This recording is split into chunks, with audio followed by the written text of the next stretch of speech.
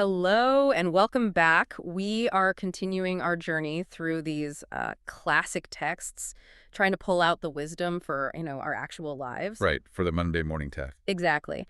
And today we are tackling a concept that, I'll be honest, sounds a little abstract on the surface. We're looking at the unity of the spirit. It is a big one. Yeah. And it's arguably the pivot point for everything else we've discussed so far. It really is. And, when I hear the word unity, my mind immediately goes to people holding hands, maybe singing a song. It feels soft. The kumbaya vibe. A total kumbaya vibe.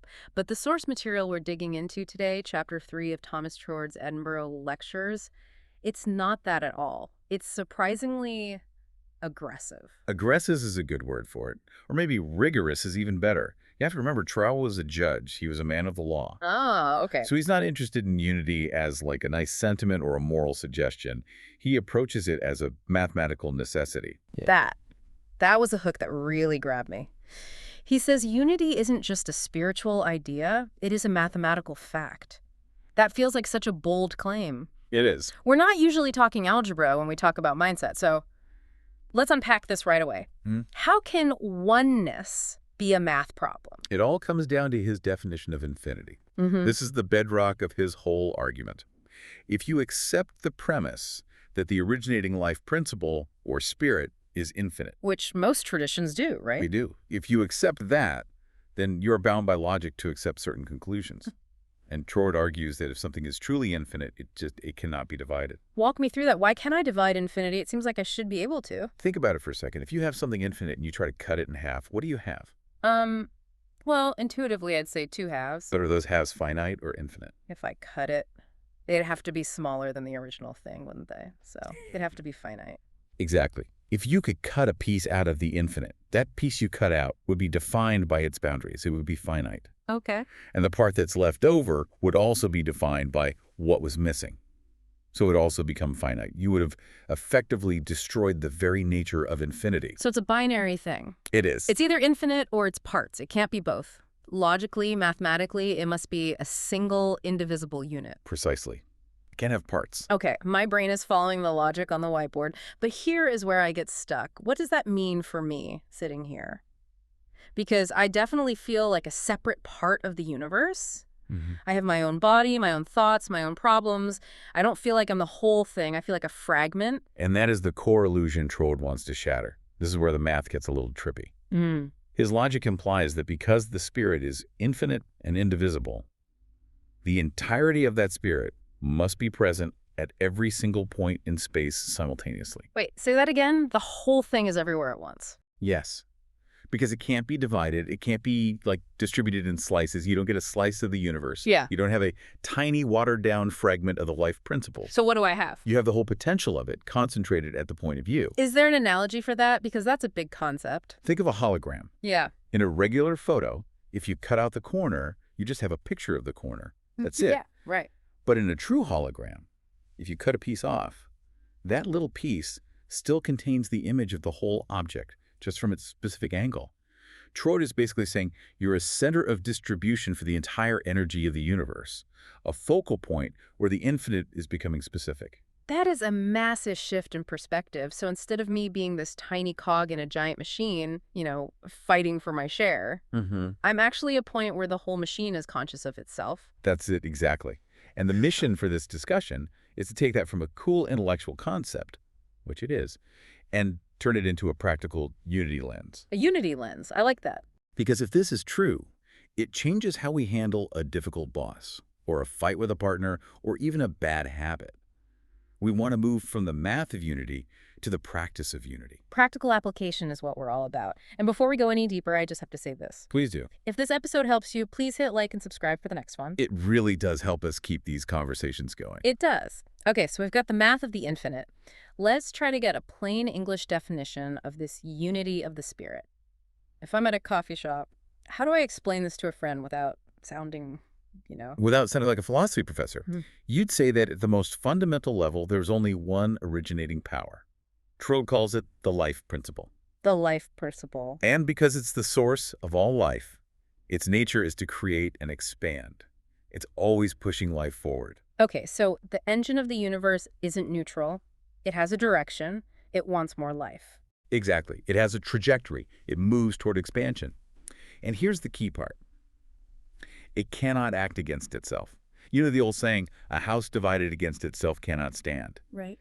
If the fundamental power of the universe started fighting itself, the whole thing would just collapse into chaos. Mm-hmm. So while we see millions of different expressions, trees, cats, you, me, stars, the power animating them is one and the same. And it's always moving toward construction, not destruction. So separation, this idea that I'm over here and you're over there and we're fundamentally different, that's just a surface appearance. Troward would say absolutely yes. And this is where we bring in that mosaic connection. He wasn't the first person to say this, not by a long shot. Who else was on this track? If we look back through philosophy, you see this thread running all the way back. You have Parmenides, a pre-Socratic Greek, who talked about the way of truth. He basically argued that being must be a single, seamless whole. He said change and separation are just illusions of our senses. And the notes also mention Marcus Aurelius and the Stoics, which is interesting because you usually think of Stoicism as just, stiff upper lip stuff. Right. But their metaphysics supports their ethics. Mm. The Stoics were huge on this. They had a concept called sympathia, a cosmic sympathetic connection between all things. Everything acts on everything else. A universal web. A universal web. Mm-hmm. And they all agree on this one core idea. Separation's like the shadows on the wall of Plato's cave. It's what our senses perceive. But the structural reality, the math behind the scenes, is connection. I really like that distinction. Separation is the user interface of reality, what we see, but unity is the code running everything in the background. That is a great way to put it, a really great way. But let's play devil's advocate for a minute, because Okay. I can hear someone listening and thinking, okay, cool, we're all one, but my neighbor still plays his music too loud, and my bank account is definitely separate from yours. Why is separation thinking such a problem? I mean, I'm separate from you physically. If I pinch myself, you don't feel it. Why is it so dangerous to operate as if we're separate? It's dangerous because it creates a survival mechanism that's based on fear. This is where we can bring in some modern psychology to back this up. Okay. When we believe we're isolated fragments, we naturally see the world as a competition for limited resources. If I'm separate from you, then for me to win, you might have to lose. It's a zero-sum game? The zero-sum game, exactly. Yeah. If there's only so much success to go around, I need to grab mine before you grab yours. This triggers the amygdala. It keeps us in this state of chronic, low-level stress. And the research mentioned a specific cognitive bias, outgroup. Outgroup homogeneity. Break that down for me. It's a fancy term for how we see people who are not us. When we see others as other, as separate, we tend to flatten them. We group them all together. We think they're all the same. And usually we perceive them as a threat. Oh, I see this all the time. Management is out to get us. Or those people from that political party are all crazy. That is the trap. It triggers a fear response. We stop seeing individuals with complex lives and fears of their own, and we just start seeing this monolith that wants to hurt us. And Troward argues this mindset is actually destructive to the person who's holding it. How so? Is it just that it makes me unpleasant? It's deeper than that. It Yeah. affects your inner consistency. This is an idea we also see in Aristotle. If you believe in separation, your character becomes inconsistent. Oh. You're nice to your friends, you're in group, but you're hostile or indifferent to strangers. You're out group. Your character just fluctuates based on who is in the room. You become two-faced. Or 100-faced. And that takes energy. Yeah. Maintaining all those masks is exhausting. But Troward takes it a step further into the metaphysical. He says, this cuts you off from the full power of the universal mind. Because the spirit is one. It flows through everything. If you were trying to use that creative power to attack someone else, you're effectively trying to use the life principle against itself. Explain that mechanism. How am I using it against itself? Well, if the life principle is a force for expansion and unity, and you're using your mind to project contraction and division, you're basically trying to make the battery drain itself. You're swimming upstream. You're swimming upstream against the fundamental current of the universe. It cuts off the flow of power in your own life because you are out of alignment with the very nature of the power you're trying to use. That's a powerful image. It's like an autoimmune disease of the soul. You're attacking your own system because you don't realize the other person is part of your system. That is a perfect analogy. You are attacking your own body. So let's pivot to the solution. We know the math. All is one. We know the problem. Thinking we're separate makes us fearful and inconsistent. How does unity thinking actually change our behavior? Right. And I want to be clear, does this just mean I have to be nice to everyone? Do I have to become a doormat because we're all one? Not at all. And that's a really common misconception. People hear unity and they think passivity. Yeah. But Troward and the Stoics would say unity is about functionality. Functionality. Let's look at that Stoic parallel again with Marcus Aurelius. He uses the analogy of the human body constantly. He says, we are made for cooperation, like feet, like hands, like eyelids. Like the rows of the upper and lower teeth. I remember that quote. It's so visceral. It is. Now, imagine if the foot decided it was separate from the hand. If the foot tries to trip the body to win against the hand, what happens? The whole body falls down. The foot gets hurt too. Exactly. Treating the other parts of the body well isn't just being nice. It's not about being a saint. It's self-preservation. It's purely functional. So if I want to thrive, the system I'm part of has to thrive. It has to. So unity thinking changes behavior by introducing, I think, 3 specific pillars: respect, responsibility, and service. Okay, let's break those down. Let's start with respect. What does this mean in a unity context? Not just, respect your elders. No, it's not about manners. Respect, in this context, is about acknowledging that the same life principle that animates you is also animating that difficult person across the table. You don't have to, their personality is just the surface expression, the interface. But you respect the source of their existence. You recognize the I am in them. That is tough when they're being annoying. But it shifts the dynamic. You're not engaging with their ego. You're acknowledging their essence. Right. Okay, what about responsibility? This one is huge, and it completely stops the victim mentality. If the whole spirit is present at the point of view, you can't blame the system or circumstances entirely for your state of mind. You are responsible for your personal share of the universal mind. That sounds a lot like the Stoic discipline of assent. It is, absolutely. You have to own your reaction. You can't say, he made me angry. You have to say, I allowed myself to feel separation and threat, which manifested as anger. Yeah. You take ownership of your piece of the infinite. If you're a center of distribution, you're responsible for what you're distributing. You got it. And finally, service. That word carries a lot of baggage for people. Yeah. They think of servitude. Think of it as flow instead. Troward's law of tendency for the spirit is expansion in life. It always wants more life. Right. So aligning with unity means seeking the advancement of life for all, not just for yourself. When you serve the whole, you are aligning with the current of the universe. You're swimming downstream. Everything becomes easier because you have the force of the stream behind you. This is a perfect lead-in to the practical stuff. Because theory is great, but Monday morning is hard. So we've got 3 scenarios to compare the separation view versus the unity view. Let's do it. Let's start with work. The difficult colleague, we can call him Steve. Okay, Steve. Maybe Steve is a rival, seems to be gunning for your promotion. Yeah. He's loud, takes credit for things. He's just an obstacle. Oh, I know Steve. I've definitely worked with Steve. The separation view is easy. Steve is a threat. He's the enemy. I need to outmaneuver him. Maybe I drop a little negative comment to the boss, or I just forget to see him on an important email. So he looks out of the loop. I need to win, so Steve has to lose. Right. That is the fight or flight response. In psychology, there's Lazarus's theory of cognitive appraisal. You've appraised Steve as a threat to your survival. Your cortisol goes up, your vision narrows, you're in defense mode. You burn so much energy just maintaining those shields. Massive amounts of energy. And the unity view. How do I look at Steve through this unity lens without just being naive and letting him walk all over me? The unity view zooms out. It says we are both part of the same system, this company, this team, and ultimately the same human economy. If I undermine Steve, I create friction in the team. And if the team does poorly, the company suffers. And if the company suffers, my job is at risk. It's all connected. So instead of sabotaging him, what's the action? You shift from defense to curiosity. You ask, how can the system thrive? Maybe that means collaborating with him on something. Maybe it means finding a way for his strengths to complement yours.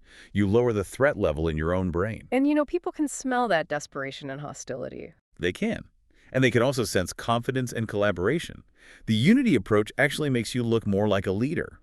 That is a key point. This isn't just altruism, it's strategy. If I'm the one trying to make the whole team win, even the annoying parts, I look like the one who should be in charge. It is strategic altruism.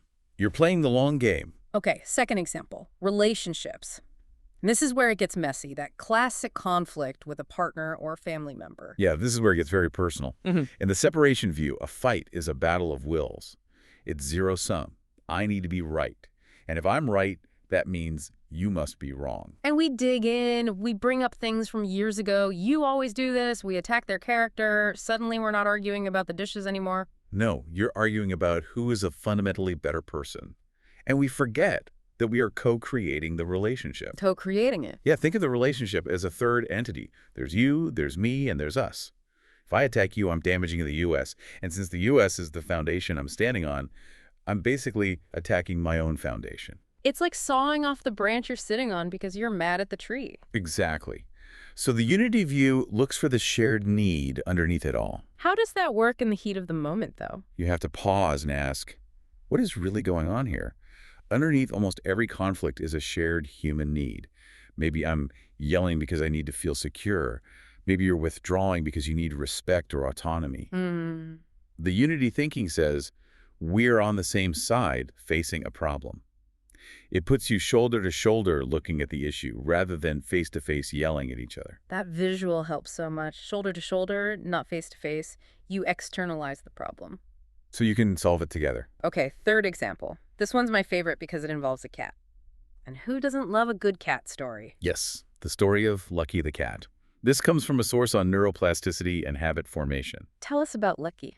So Lucky the cat loved to eat, but her food was kept in her owner's room, and the owner liked to keep the door closed. A tragedy for Lucky. A tragedy. Now, if you look at this through the separation view for the cat, the door is an obstacle. I am separate from my desire. I am cut off. A dog might just bark at the door, fighting the barrier. Right, brute force. But Lucky did something interesting. She didn't fight the door. She adapted. She learned to scratch gently to get the owner's attention. She aligned her desire, the food, with the mechanism available, which was the owner. The source called it brainwashing the owner, which I love. The cat trained the human. It did. But the scientific point was about neuroplasticity. The cat didn't have a civil war inside its brain. It didn't sit there thinking, I shouldn't be hungry or this door is unfair. It simply found a unified path to the goal. And humans are the only ones who have that civil war inside. We are. How often do we apply this to our habits, say trying to quit drinking or stop scrolling on our phones? Oh, all the time. We view our bad habits through a lens of separation. We say, I want to be healthy, but my brain wants wine. Or, I want to be productive, but my body is lazy. Exactly. We treat our own impulses as an enemy combatant. We create a civil war inside our own skin. I am fighting my impulses. And usually the impulses win. They just have more endurance. They do. But Troward would say the subjective and objective mind must align. The unity view asks, what is the positive need behind the bad habit? The need behind it. Right. The drinking might be a need for comfort or stress relief. The scrolling might be a need for connection or just a mental break. These are valid needs. So don't fight the need. Don't fight the need. Acknowledge it. Say, okay, I need comfort right now. Then find a unified, constructive way to meet that need. The source mentioned a woman who replaced her evening cocktail with herbal tea and listening to recovery podcasts. So she didn't just stare at the wall and use willpower. No, she satisfied the underlying need, the ritual, the relaxation, the comfort, in a way that aligned with her higher goal of sobriety. She stopped fighting the door and learned to open it a different way. That's neuroplasticity in action. Rewiring the brain by aligning the desire with a new action instead of just suppressing the desire. It feels so much less violent. And that is unity. It's bringing your conscious goals and your subconscious needs into agreement. When those two are on the same page, change is actually pretty easy. It's when they're fighting that it feels impossible. This leads us perfectly to our guided exercise. We always want to leave you with something you can do. Like today, we're calling this the Unity Lens Reset. This is a tool to use whenever you feel that pinch of separation, anger, jealousy, defensiveness. It's a rapid-fire mental checklist. Okay, walk us through it. Step first is to identify. Identify one place you feel separate, resentful, or defensive right now. A person, a task, a situation. Just bring it to mind. Don't judge it. Just spot it. Okay, got it. I'm thinking of a specific email I got this morning. Perfect. Step next is to humanize. Name the shared human need underneath the conflict. Look at that person or situation. What do they really want? Security? To feel important? Or what's your need? Do you just want peace? Find the common human denominator. Okay, finding the humanity. In my case, the person who sent the email is probably just stressed and afraid of dropping the ball. They want control because they fear chaos. Excellent. You just moved from they're a jerk to they're afraid. Yes. That totally shifts the energy. It does. Step next is to unify. Choose one unifying principle to lead with. Don't try to fix the whole thing. Just pick one quality of the spirit to focus on. Patience, curiosity, steadiness, maybe even humor. I like curiosity. It's hard to be angry when you're genuinely curious. It is. So step finally is to act. Take one small outward action that proves unity today. It'd have to be concrete. Send a kind text. Pause for 3 seconds before reacting. Listen without interrupting. Just do one thing that says, we're on the same team here. Simple. But I can see how that would break the tension immediately. It just interrupts the pattern. It breaks the loop. It gets you out of that out-group thinking and back into the flow of life. Okay, before we wrap up, we should do some troubleshooting, because I can see myself trying this and messing it up. What are the common traps? There are 5 big ones we identified from the sources. Okay, mistake 1. Intellectualizing. This is the armchair philosopher trap. Yeah. You sit around thinking, we are all one, the universe is a hologram, but you're still rude to the waiter. Right. It's just a concept. Exactly. Troward warns against abstract generalizations without practical results. You must do the work. If your life isn't changing, you're not practicing unity, you're just thinking about it. Mistake 2. Spiritual bypassing. This feels like a big one in the self-help world. It's so dangerous. This is using unity to ignore bad behavior. Oh, he stole from me, but we're all one, so it's fine. No. Real unity recognizes natural laws and consequences. So it's not about being a doormat. Not at all. If a cell in the body becomes cancerous, the body deals with it. It doesn't ignore it. Unity is about seeing the truth, not pretending darkness doesn't exist. Sometimes the most unifying thing you can do is set a firm boundary. Okay, mistake 3. Force agreement. This is confusing unity with uniformity. We don't have to agree on everything to be part of the same whole. My hand and my foot are very different. They don't look the same. They don't do the same job. They don't agree on being a hand. Right. But they work together. You can disagree with someone politically and still recognize their humanity. You don't have to become clones to be unified. That's a big one for today. We think if we disagree, we have to be enemies. Okay, mistake 4. The Sardanapalus trap. That is a mouthful. Who was that? Sardanapalus was an Assyrian king from Aristotle's Ethics. He was famous for extreme luxury feasting, drinking, pure hedonism. His idea of a good life was just physical sensation. So the trap is thinking unity means if it feels good, do it. Precisely. It's mistaking physical gratification for true happiness or alignment. People say I'm following my bliss, but they're really just following their dopamine. True unity is alignment with the spirit, which is about growth and long-term vitality. It's not just satisfying every sensory itch. That's actually a form of slavery to the senses. So eating the whole cake is not unity. Usually not, no. And finally, mistake 5. Judging the outgroup. This is the meta trap. You start practicing unity, and then you see other people who aren't practicing it. You see people being divisive or hateful, and you say, look at those terrible people being so separate. I'm so much more unified than they are. Wow, you just made them an outgroup. You just used unity to create separation. Exactly. You fell right back into the trap. The real practice is to catch yourself when you make us versus them statements, even about people who are creating conflict. Reframe it. Find the common ground, even with the people who don't see it yet. That's the advanced class. That is the advanced class right there. Okay. Okay, we have covered a massive amount of ground, from the math of infinity to the habits of cats. Let's do a rapid-fire recap of the key takeaways. Let's do it. First, spirit is infinite, meaning it cannot be divided into parts. It's everywhere in its entirety. Right. Next, you are a point where the whole creates actions, a center of distribution. Also, separation is an illusion that generates fear, conflict, and weakness. However, unity is a fact that generates power, steadiness, and consistency. A fact. I like that. Remember, treating others well is a form of functional self-preservation. Right, for the good of the whole body. Furthermore, habits change when we align our needs rather than fighting them. The lucky the cat principle. And finally, the practice is to find the shared connection in every interaction, no matter how small. Boom. I feel more unified already. This has been a fantastic discussion, but I feel like we've only just scratched the surface of how this all works inside our own minds. We have. We've established the structure, the unity, but next time we need to look at the mechanism. How does the individual mind actually direct this massive universal power? That brings us to our T's for the next one. Next time we're going into subjective and objective mind. Troward has a very specific way of explaining how your thoughts impress this universal creative power. We'll talk about the difference between the captain and the crew inside your head. Oh, I cannot wait for that. The captain and the crew analogy is one of my absolute favorites. It helps explain why we do things we don't want to do. It changes everything about how you talk to yourself. Awesome. Well, thank you all for listening to this deep analysis of unity. We really hope you take that unity lens out into the world with you today. Thanks for being here. If you want the full series, check the playlist. And please like and subscribe so you don't miss the next episode.